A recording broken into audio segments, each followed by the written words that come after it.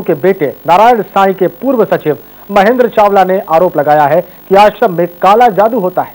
नारायण साईं आश्रम में काला जादू करते हैं। जांच एजेंसी को दिए इस बयान में महेंद्र चावला ने यह भी कहा है कि उन्होंने खुद इसे देखा है और इसके खिलाफ आवाज उठाने से रोकने के लिए कई बार उन्हें धमकी भी दी गई।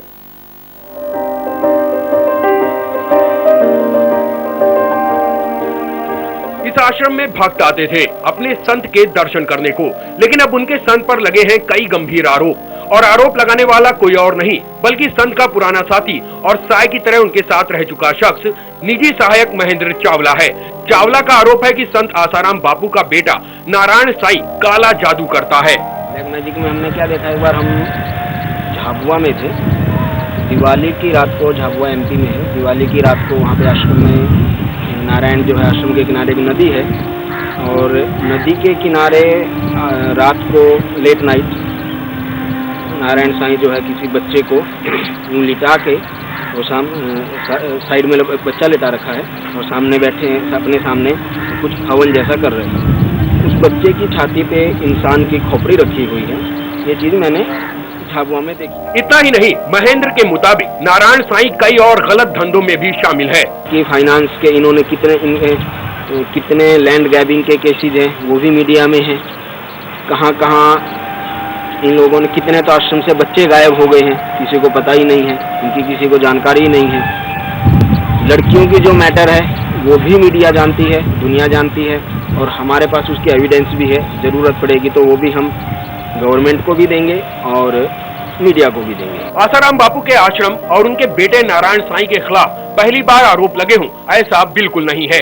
पहले भी साल 2008 में आसाराम बापू के आश्रम में 2 बच्चों की संदिग्ध परिस्थितियों में मौत को लेकर काफी हंगामा मचा था।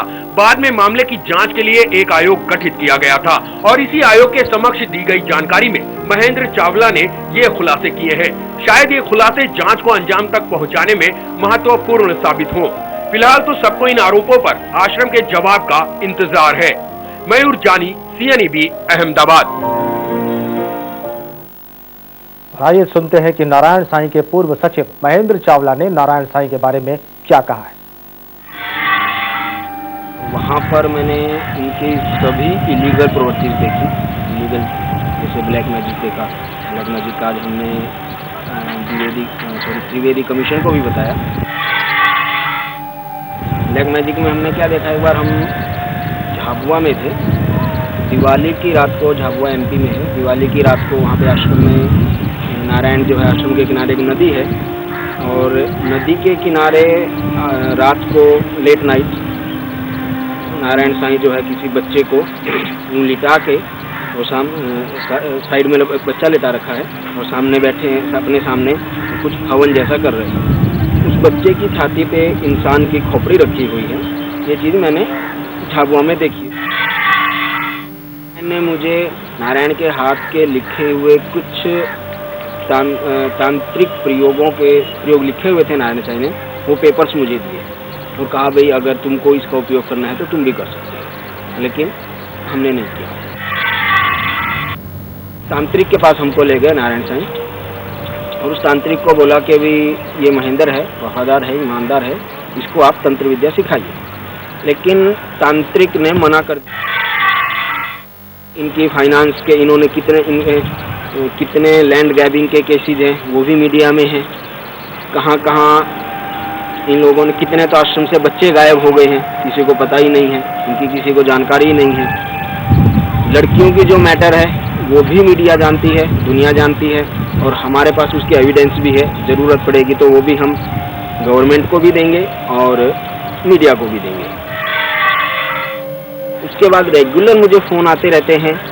हमारे पानीपत शहर के कुछ लोकल लोग भी, जो कुछ ऐसे लोग हैं जिनसे दुनिया डरती है, वो लोग भी आके हमको बोलते हैं कि बंद कर दो, अच्छा नहीं है। और नारायण ने खुद ने मुझे जान से मारने की धमकी दी है, उसकी टेप मेरे पास है। नारायण का जो सिक्योरिटी गार्ड है हनुमान, उसने मुझे जान से मारने की धमकी दी, उसकी फ़ोन टेप मेरे पास है।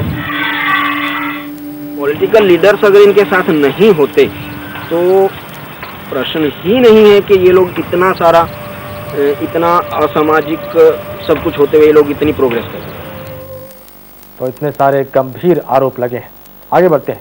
कांग्रेस के महासचिव राहुल गांधी के लिए पनवेल की चुनावी रैली गले की हड्डी बनती जा रही है।